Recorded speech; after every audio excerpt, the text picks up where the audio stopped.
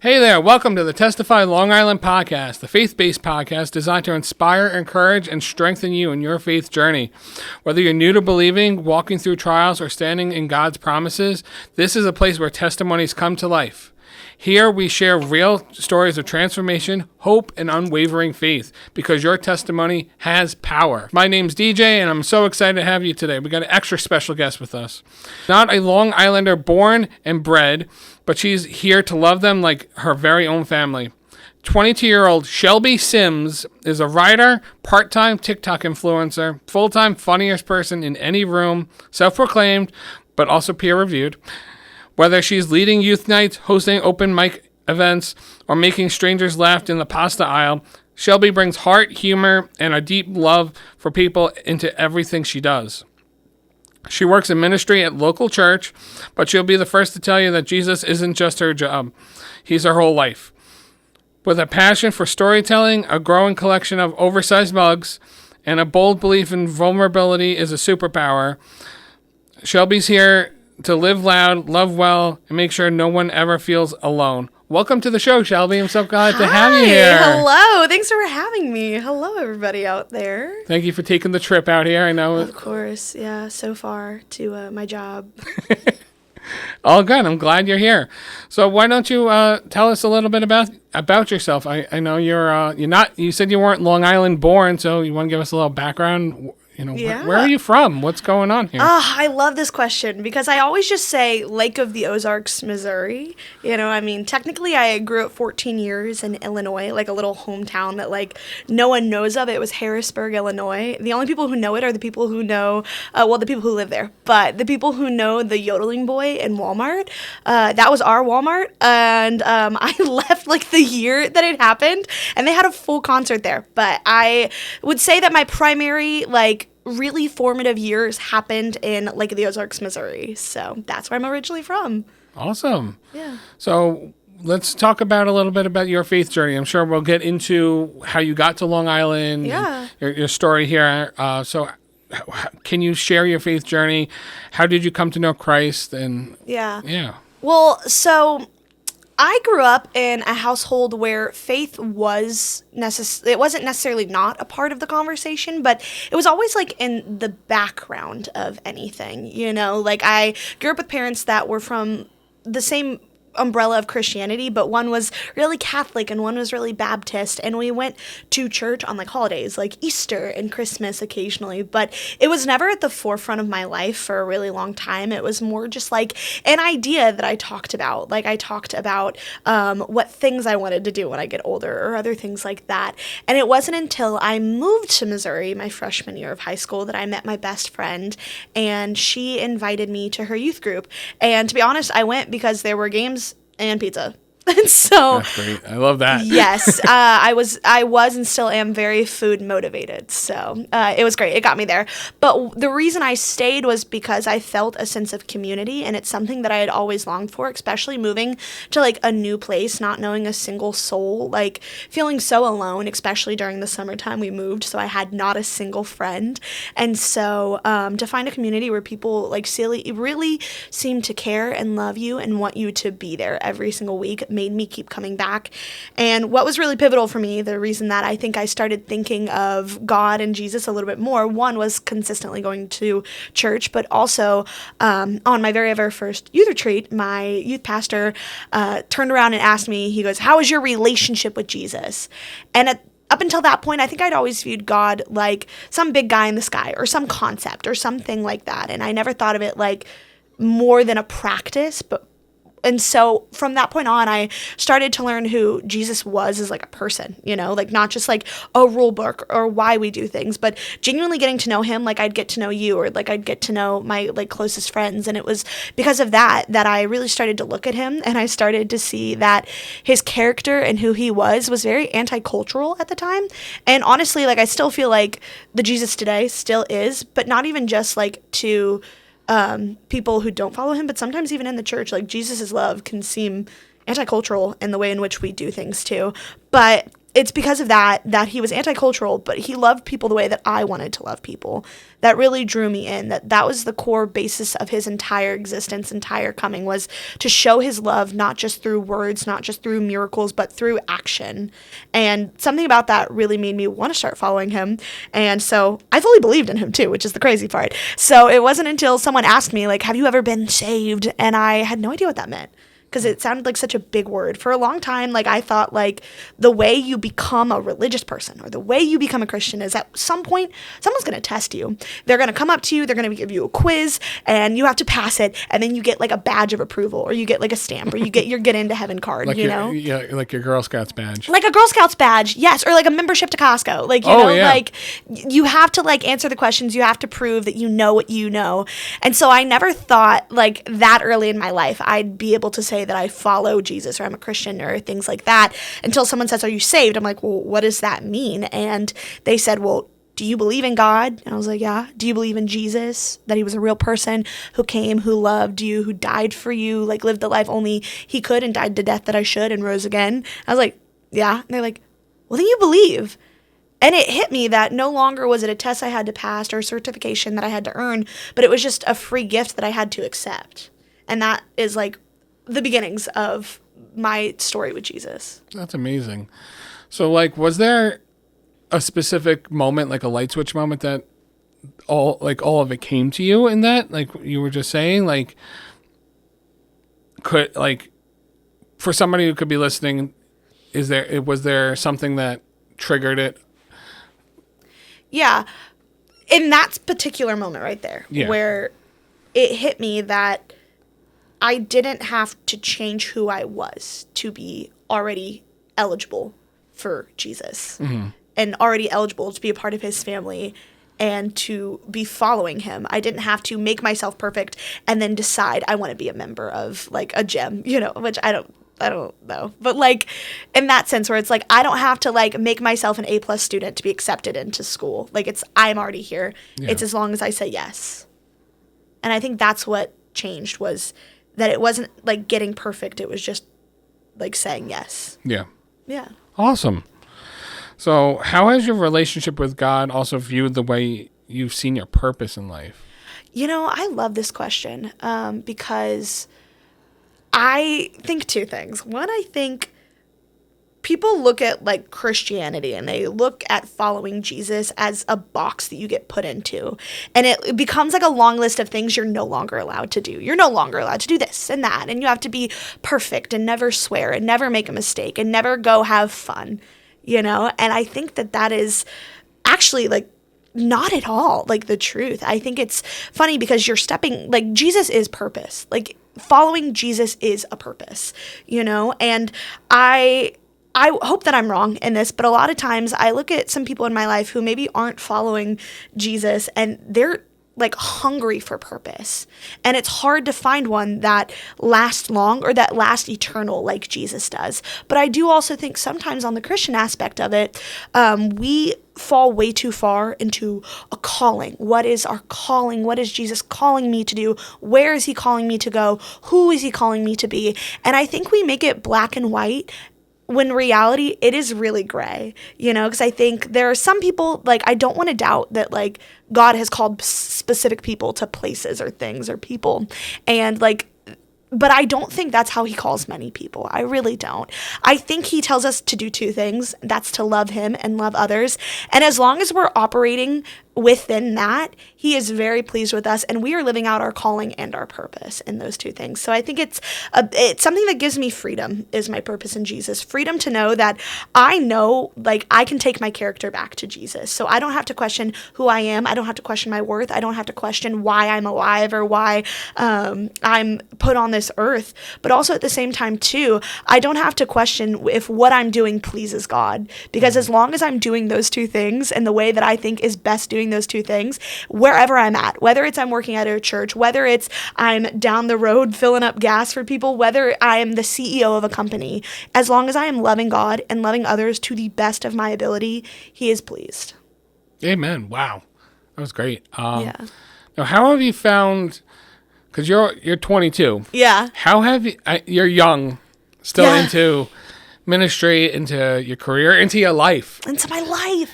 How have you found your purpose? I mean, moving to Long Island, like that, Yeah. that's a big jump. How did you feel God calling you, saying, "Hey, come to Long Island, girl"? Like, how does that work? Straight up, somebody said, "Hey, you want to come like do an internship with us?" And I said, "Sure."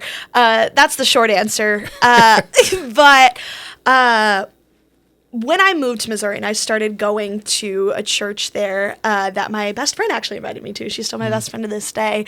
Hi, Michaela. She's probably watching this, maybe a month from when it's posted, but I love you. I love you, girl. So my best friend invited me to a youth group, obviously, like I said.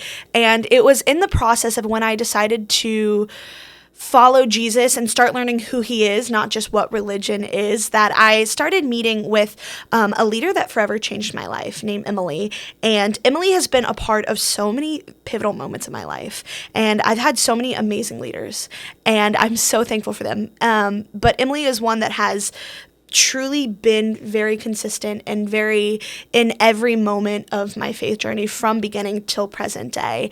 And that is from being her intern throughout summers, throughout a year-long internship with her, all of that, to being the person that sat with me as I've cried over heartbreaks and as I've cried through many things or in my victories. And never once did she really expect me to be less.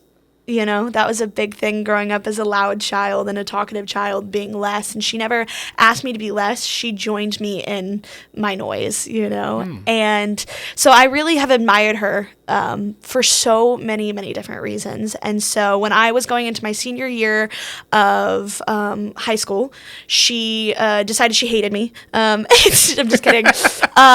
I cannot see her hating you She ever. decided she hated me and that she wanted to move away forever, and that she wanted, no, I'm just kidding. So her and her husband felt it on their hearts to come back to Long Island. They were born and raised here, and plant a church on Long Island. And so they went through in residency for a year long, and then they moved to Long Island. And I would tell people all the time, I said, if they told me that they were going to pay me a salary of $1 per week and I got to sleep in their dog's like outside house, I would do it, just because I believe in them and I believe in what they're doing, and I believe that Jesus, like, I love the way that they love because of Jesus. And that has always been something that I admire both about her and Mike, that how they choose to love Jesus and how they choose to live out Jesus's love in treating people. And I see that in so many things. So when they offered me an internship opportunity here, I knew I had to jump onto it. And also too, I think, like, it's weird because I wanted to live in New York all my life. Growing up like a girl from like a nowhere town, like in the Midwest, I wanted to be in New York because I loved the idea of Broadway, and I loved the idea of the city and the hustle and the bustle and all the amazing opportunity that was out there. And granted, when I was younger, like, it wanted to be like a Broadway stage, or I wanted to be famous, or I just wanted to be performing for people. It shifted very much. And so when I was about 4 weeks into my internship here, and it hit me one day that I'm living on Long Island in New York, I'm doing the thing that little me wanted to do, but little me would have had no idea that it's because I came here to love people, because Jesus loves these people and want to inspire them to follow him just as much as I love and follow him. I don't know if that answers the question totally, but yep. That did well. Yeah. Yeah, thanks. You answered it well. So has your faith influenced the way you approach work, and in this case, your work here at the church, Yeah. or your personal life? How has it influenced it? Yeah, I think, well, yes. Obviously, it has a very big influence on how I do my job, especially in this current facet of my life. And I do think that Christians have the opportunity to bring Jesus into every part of their life, not just a Sunday morning, but through work, through school, through everything, which we could talk about later too. But I think it's so special because ministry isn't ministry is my job. You know, it's not just casual, but it's something that I get to be part of doing. And what I love about that is that I go to work every day knowing that all of my coworkers are operating on the basis and the same baseline, the same practices, the same principles, and the same values that I am. And it's a very freeing feeling to know that I can go to them in love because they're going to come to me in love and they're going to receive what I have in love, but also in an effort to build each other up. That's awesome. Yeah. I'm very blessed to be one of those coworkers. Yes, get so to work much alongside you during the week and Sundays.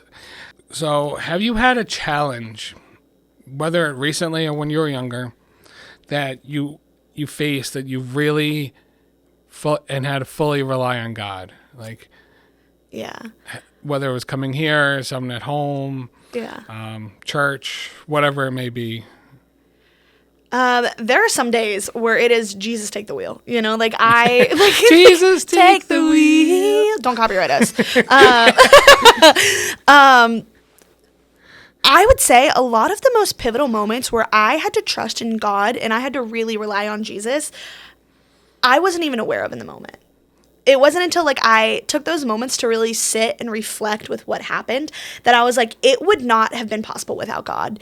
I will say there was one pivotal moment when I went from doing my year. I would say the one pivotal moment is at the end of last year when I wasn't totally for sure if I was going to get renewed for another year here. And I was very worried about that because I have loved so much the roots that I'd begun to plant on Long Island. And it like broke my heart to like think of like leaving that. And I was sitting and I was talking with a friend and she was kind of asking like, oh, are you worried? And I'm like, I mean, yeah, I'm worried. But then I sat there and I thought about it for a couple more seconds and I thought back on every single thing that had to lead up to get me here because Long Island's not cheap. No, by any Long means. Island's not cheap. It's not always the easiest place to get into. And if it was not for God aligning the right things and continuously opening doors here, I would not be here.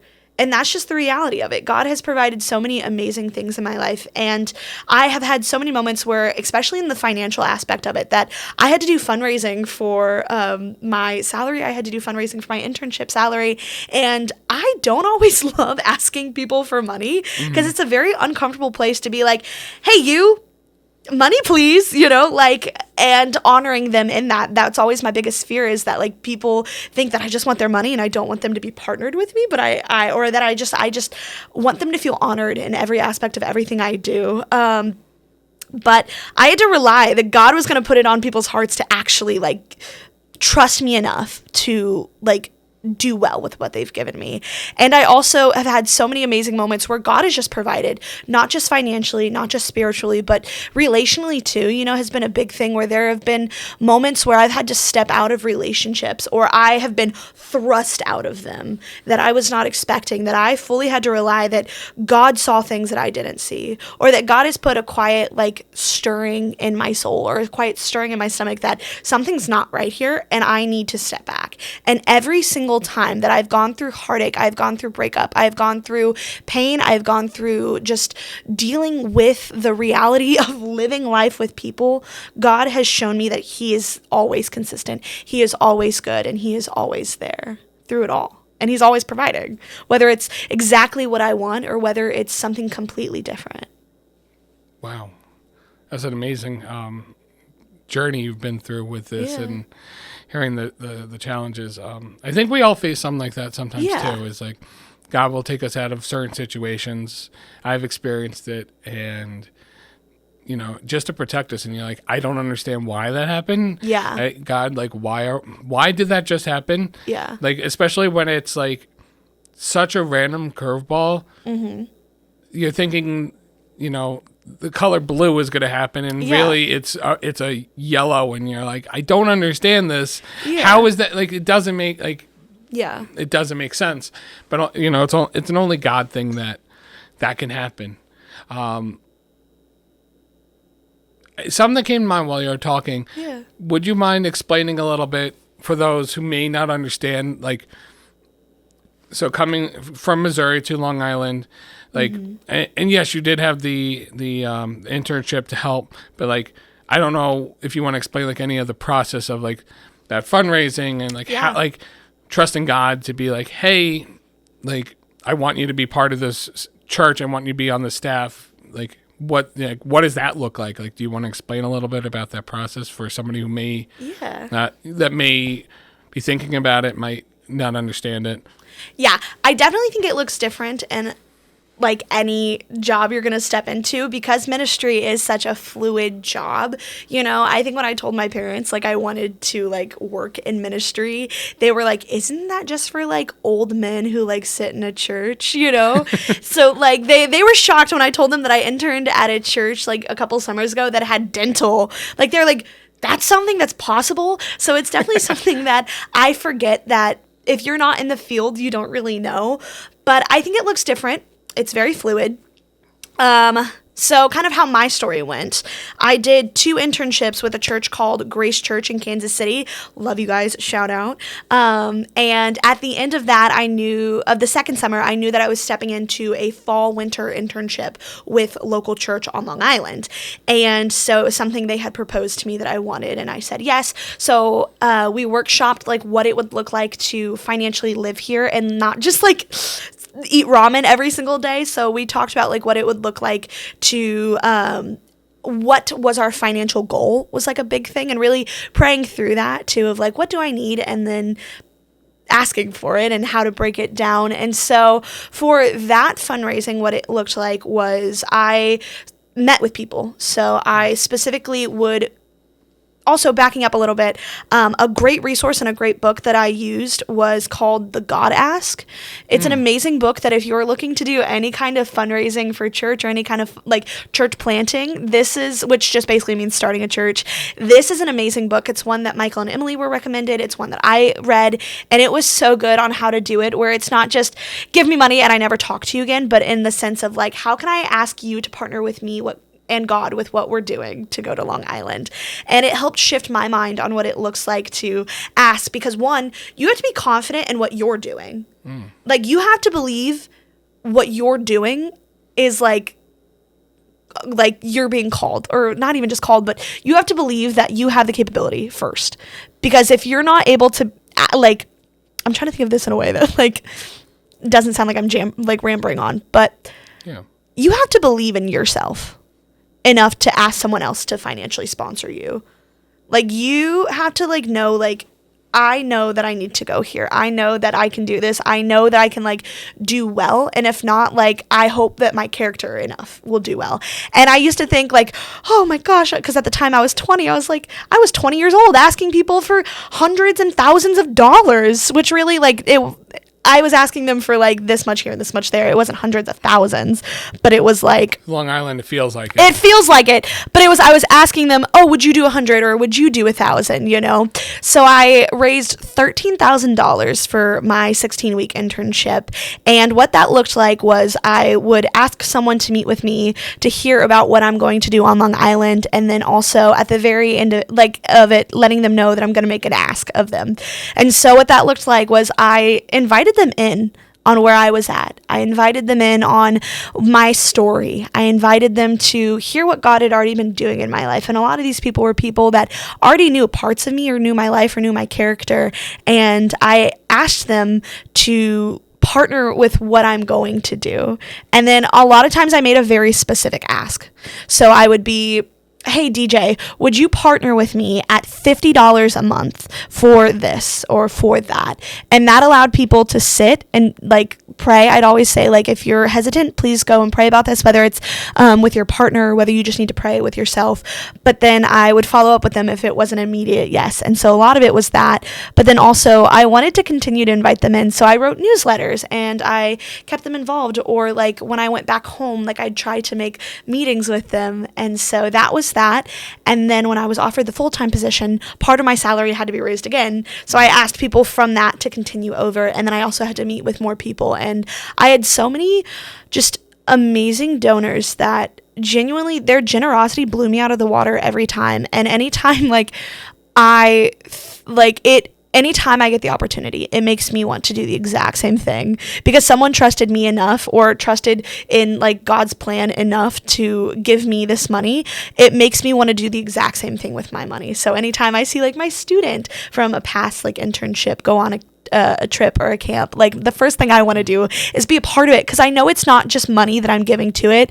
I know that it's like I get to now like learn and hear about the story that God is doing somewhere else, and he's using the thing that is a scary thing to let go of in order to like say like I am bigger than money. Like God is bigger than money. God is bigger than my bill at the end of the month. God is bigger than me going without a coffee for the week, you know. Wow, that's such a story. That's such inspiring. I think. And The God Ask, I've heard about that book. I haven't read it yet, but I'm going to plug it into the description part of this video. So if anybody wants to check it out, I think it would be a great read for anybody. So how do you balance? Do you, Shelby specifically, personally balance trusting God with taking action for your, whether it's for work or your personal life? Like, how do you trust God in that? Like, how do you balance that? Yeah. Especially being in ministry full time. Like, I feel like you kind of live it a lot, but yes, we're all human as well. Like, do you mean like what do I do in order to like could you ask the question again? So how do you balance trusting God with taking action in your work or personal decisions? Yeah.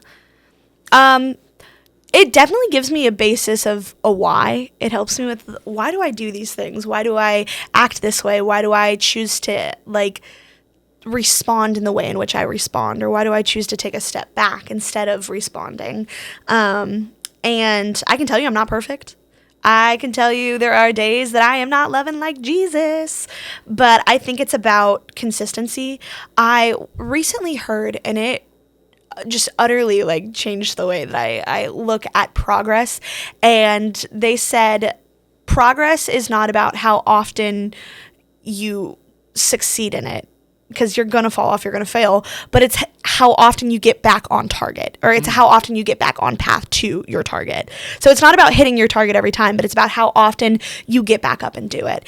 And I think I have been in my role for almost 2 years now, and it's shifted and it's grown, and I think the passion has shifted and changed and grown from why I love what I do or why I do what I do. But the core basis has always been the same. And it's always been because I believe in Jesus. And I'm not just saying that like, oh, I believe in Jesus, but I believe in his character. I believe in who he like is. I believe in how he loves people. And I believe that he knew what he was doing. And so much like I trust like my boss to lead me to the next best step, I'm also trusting Jesus to do the same thing. And I'm trusting that even if I didn't get the last laugh, even if I didn't get that revenge, that like I'm being taught something because God has shown me and Jesus has shown me through time and time again that the victory was not in who got the final say. The victory was not in who won the argument, but it was in who like was like how I inspired them to follow Jesus. And whether that's through honoring them, whether that's through any other means of doing that, I think that's really affected how I go about work too. Like I said, like I love being on stage. Obviously, I'm on this podcast. When you posted that you wanted people, I said, sign me up, DJ. It's probably the first one in the DM. I think you were one of the first DMs I got. And like, let's lock it in. Yeah, because I love talking and I love sharing what I've learned. And I love just the stage too. I love acting and I love dancing and singing and performing. It's genuinely where I feel like my soul feels the most alive. But I will tell you, this year has taught me how to lead from a background or lead from a position without power has been a big thing too. Like, and leadership, not in the sense of how can I tell this person to do or how many people are looking at me to look what to do, but in the sense of like, I'm going to lead in my action. I'm going to lead in my service. I'm going to lead in my character. And that's been a huge learning of how to balance, because one, it calls me to a higher sense of being. It calls me way outside of my comfort zone, but it ultimately is calling me into my next stage of growth, and it's calling me into a better state of being. Drop the mic there. Boom. No, don't drop them. I won't. No. That's good. And you said it very well. Yeah. I appreciate you sharing that. Have you ever had to make a tough decision, also based on your faith? Yeah. That something do you feel that you could share? To inspire somebody like? Yeah. I think two that I really think of.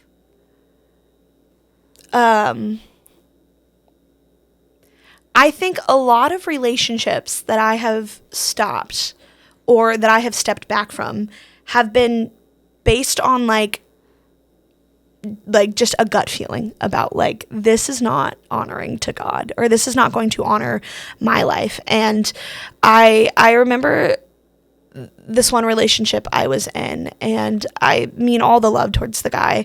But I think the biggest crux of what was not working for us was how he treated the people that I was trying to inspire.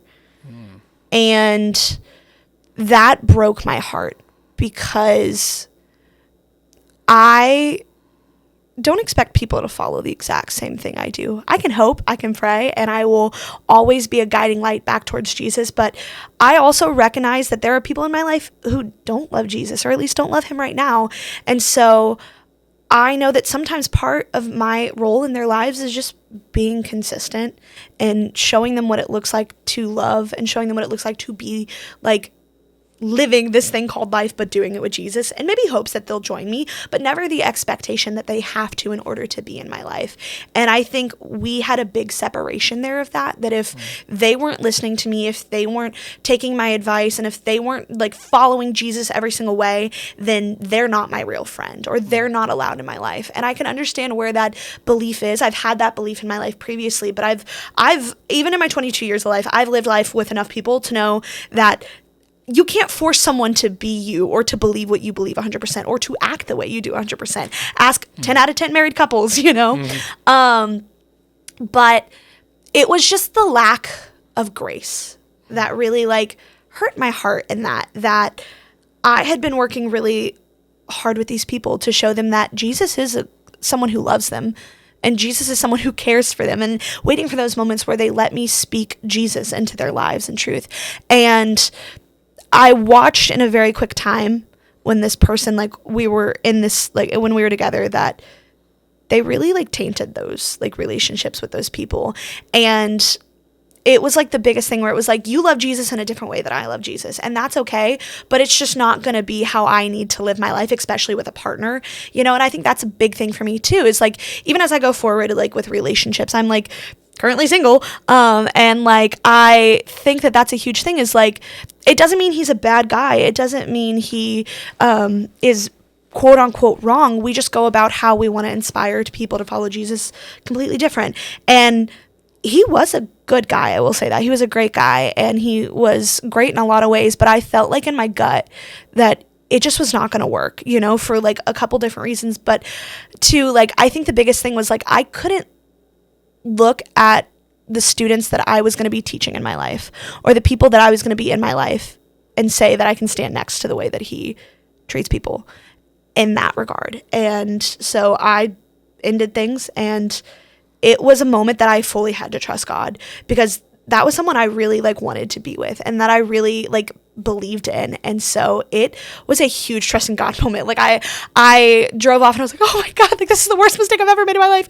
What am I doing? Like sobbing, crying, throwing up, but I can say like, if I would be like, if I didn't trust God in that moment to leave things where they were, then I would not be here in Long Island today. I wouldn't be here. I wouldn't be doing the things that I'm doing, loving people the way that I'm loving them, following the way that I'm loving them. And so I think that was like a big moment where it's like, in the way that I live my life, I've had to trust that like the way that Jesus has taught me to inspire people, I have to hold true to how he's done that to me, or how he's taught me to like love people, and I have to follow that this is how I'm going to be. And I'm going to be hopefully around people that like love Jesus and love people like Jesus the way that I do. And even if it looks different in other aspects, the core way of it, like I like follow in that way. But I also think too, like I've had like a lot of situations where people have come in and out of my life, whether it's my own choice or not, that like some like I have been hurt, and I think hurt is reality, because people are people and people are gonna people, you know? And I can't always hold to like the perfect way of it ending or the perfect way to say goodbye. But going through like certain situations, what I can hold to is like, if I was true to them, if I looked to honor them the best, love them the best, and like go through it the way in which Jesus would, I can look back on my actions and know that I did what I could, you know? And I think those are things where it's like, there are certain situations where I want to be the not bigger person. That is human. That is human, that you do not want to be the bigger person, that you want to get that final punch, that you want to take an eye for an eye, that you want justice, you want victory. And those are not bad things to want. But sometimes they just do not taste the same. Or they are a temporary thing, you know, and you're getting justice in this, but then you're dealing with what you had to do to get the justice. It's the same way that wars are fought, you know, like, yeah, like I have the victory of winning that battle, but I still had to do a lot of awful things to win that battle. And I get to stand by that victory, but do I want to stand by an earthly victory that I got to make that comment, or I got to post that post, or I got to say that thing, or everyone now knows who this person is? Or do I want to stand by like an eternal victory that like the truth of like character will win out? Or even if they like, even like, they're not my job. Like, it is not my job to fix them. It is not my job to reveal who they are. And it is not my job to like do for them what I'm trying to do when I'm trying to get those things. And it is my job to honor them, to love them, and to love God and to love Jesus. And when I do those things, I have found so much peace. I have found the situation goes so much better. And I have found like I don't have to sit back and think back over all the things that I did. I can sit with peace knowing that I did what I could and I loved well. I hope whoever's listening to this right now is getting very inspired. Shelby is just spitting fire today. It's amazing. Thanks. You're right. Like, you let God handle it. Yeah. You let God handle it. Like, yeah. You don't need to have that final punch. Yeah. Like, I don't need to teach them a life lesson. Like, yeah. If they're going to learn it, it's not going to be because I taught them. It's not. It's not a movie. That's not how life works. Like, if they are ignorant, me trying to make them not that way is not going to work. Like, they're going to need something else. They're going to need, like, you know, they're going to need something other than me. And I'm not going to let my story have more of them because I just wanted to teach them a lesson, or because I wanted them to see how they hurt me, because I'm allowing them to still hurt me. And granted, I say all these things as lessons learned, not just like a high horse that I've never like experienced that. I've had to experience that time and time again to like know that. And going forward, if I ever make that mistake, I'm not saying it's like I'm not perfect. There's probably a chance when I could have loved better, or I could have acted more like Jesus, or I could have honored you better. And like, there are probably people listening who are like, well, she didn't honor me. And yeah, probably, because I'm a human and I make mistakes too, and I hurt people, you know? But like, know that like, I am trying to be a better person than I was yesterday. And I'm going to try to be a better person tomorrow than I am today. Now, how do you keep your faith strong when these things don't go as planned? What's your, if you mind sharing, what is your go-to? Do you? Yeah. You know, I actually used to like not love questions like this. Yeah. Like, how do you strengthen your faith? How do you know your faith is real? How do you know that? Yeah. Because this used to bring a lot of shame to me, because I think back on moments when I was like, this is it. It has clicked. The light has turned on, and I will forever trust God in this area. I will never have to worry again. I will never waver again, because faith is just belief in things unseen, is like what I was always told. And then when a situation would come up again, and I reverted back to where I was before I learned that lesson, I would feel shame, like, oh, maybe I didn't actually learn it, or maybe I didn't learn, or maybe I didn't trust God the way that I thought I did. And I used to feel a lot of shame for it. But then I think it really like shifted for me when I realized that faith isn't just belief, but it's belief in action. You know, like, I used to think like, I thought of it like as a body. Like, I think of it like your body. Like, there are certain things, like when you are hungry, you're going to get a snack, you know, because you don't always have time to sit and like digest, you know? So we have those little spiritual snacks, you know, where it's like, oh, I went to church on Sunday and I heard this really good song. I heard like this great worship set list and I am good. And then when life comes and that snack is no longer fulfilling enough, you're like, oh gosh, I have such bad faith. But when I started looking at it, it's not something where we can continuously feeding ourselves goldfish. Like we have to like have a long-term plan of how to build our body and strengthen our muscles. That belief and action is the thing that like changed it, you know, because one, God is okay with you. Like Jesus is okay with you testing him, being like, okay, I'm giving you this, and it's okay if he's okay with you watching him. Like if you are like, you're like, I don't want to test God, like do it, because he's going to show that like if you want to give God the bill, he's going to pay it every time. So it's like, trust him enough to like test him, you know, that if he says he is good, test his goodness, you know. But I also think too, ways that you can realistically strengthen your faith. When I went through these hard times, I genuinely would not have gotten through them without people. Like, if you think you can do life without people, you are so sadly mistaken. They are the hardest part of life, but they are the best part of life. And I have learned that time and time and time again, that if it wasn't for the amazing mentors that I had, not just Emily, but so many amazing mentors that walked me through so many different seasons, a mentor that sat with me when I realized, oh, this relationship isn't for me, or when I realized that friendship is not for me, or when I realized I don't love how I'm being treated in this certain aspect. If I didn't have people to workshop that with, if I didn't have so many amazing friends that spoke truth and life and encouragement into darkness, I would not be here. I would have given up long ago. So if you think you can do Jesus, if you think you can do God, or you can do church without the people, you're not going to go very far. You're not going to like it very much, because then it just becomes like snacks, or it just becomes like unfulfilling. But it's when you really plug in, when you really try it, when you push past the hard, because you're going to get hurt by these people. You're going to have church hurt. You're going to get hurt because these people are not God. They're not perfect. They're learning just like you, but they are the people who are going to be in your corner. When you feel that you can't, when I feel that I can't hear God, I go to my friends, because I know God speaks through them. God doesn't have to split open the clouds to get to me. I just have to have friends that are going to like be in my corner, be in my back, pray for me. And when I don't remember who God is, they do. You said a lot of advice today. But Yeah. What could be some advice you could give to somebody? So say there was somebody right now come up to you that's struggling to trust God. What's some piece of advice you might want to give them? Little snack. Yeah, little snack. I've got a few. I'll give you the rainbow goldfish, you know? Okay. Some that I like to think about are, things don't have to be perfect for God to be. You know, like some of us think that God and Jesus and faith are like the thing that fixes everything. And your life doesn't become perfect because you follow Jesus. Like, your life has purpose now, and Jesus promises to walk through everything with you, which means you're gonna walk through some things, you know? So that was one that, like, things don't have to be perfect for Jesus to be, you know? Another one is, you become what you behold. That is just reality. I have a little sign that says that, and it's come with me everywhere that I've gone. It's something that when Emily was moving, it was something that was always in her house that I always saw when we were sitting and talking, and it was something that was so quietly in the background of my life for a long time. Like, you become what you behold.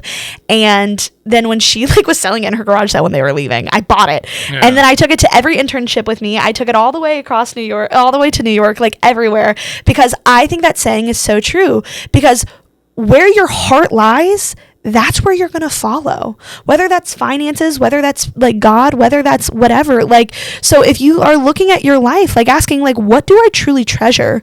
Like, you're going to go there. Like, what, like, not even in a bad way, just in reality. Like, you, like, those are like where you're going to go, because you want that, you behold that, your entire like being is going to go towards that.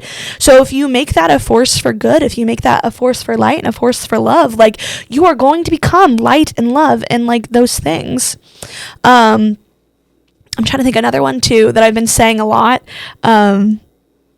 Like, don't step in. You don't have to step in perfect. You just have to step in. Like, you just got to start. That's another one too, where like I was like, I have to know all the knowledge before I become a Christian. That's not reality. Like, you're not going to learn things if you don't try. You're never going to like I'm a crafter. I love crafting. And if I never started sewing, then I wouldn't learn how to sew. If I didn't make a few mistakes, if I didn't get a needle through my finger, if I didn't do the things that were hard, I wouldn't know how to do the other things. If I never picked up a paintbrush, I'm never going to paint. Or I'm never going to learn how to. So you've got to start somewhere. And I'm telling you, like, especially when I think about when it comes to like being a part of God's kingdom, especially if like you're in a safe place, because I know for so many people, church doesn't feel like a safe place, and that shatters me. But when you are in a safe place, you can step in. You don't have to be perfect, because oftentimes the people around you, one, are not perfect themselves, and if they're claiming to be, then that's maybe not where it's for you. But like, it's the people you find that are like, I'm not perfect, but I'm showing up. And in those moments, those people are there for you because they're wanting you to grow just as much as you are. Those are some of my little bits and bobs. I love it. And probably just to wrap up here, but do you have a favorite Bible verse that kind of guides you through? Yeah. You died today? It's one that I've always like reverted back to. It's Psalms 3:5 through like, it's like really like 7, but it's like, trust in God with all of your heart, lean not on your own understanding. And that was a huge one for me. And because one of the questions too, I loved, like when I was reading through them, was like, what would you say to your younger self? Like, what biblical advice? And I think like it would be like, just let God love you. Just let him love you. Just let Jesus love you. I was so focused for so long on like understanding things because I didn't grow up religious, and I was thrust into a world where so many people around me were. And it felt like because I didn't know how to sing the cute little Bible songs that go with the Bible books, or I didn't know how to quote a verse off the top of my head, that I somehow wasn't like more loved by God than that person, or I wasn't as loved by them. And for so long I was like, no, Jesus loves you. He loves you. And you don't have to do anything to earn that love. But he'd be more happy with me if I was not like doing this, or if I was doing that. And I pushed God's love away. I pushed Jesus's love away because I was unready to accept that he could love me as I was, because I could not understand that he loved me how I was, or I could not understand that he had purpose and he had plan in everything. He had purpose and plan in everything.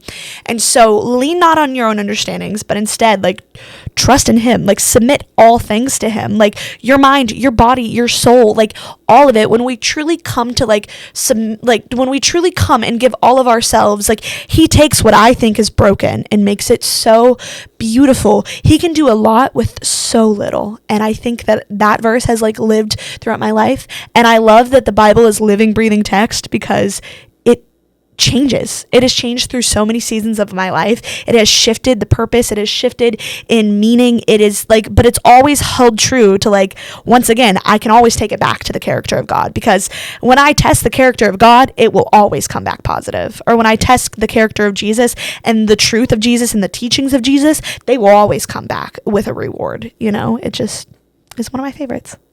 Amazing, Shelby. I'm so happy to have you on this today. This is so exciting.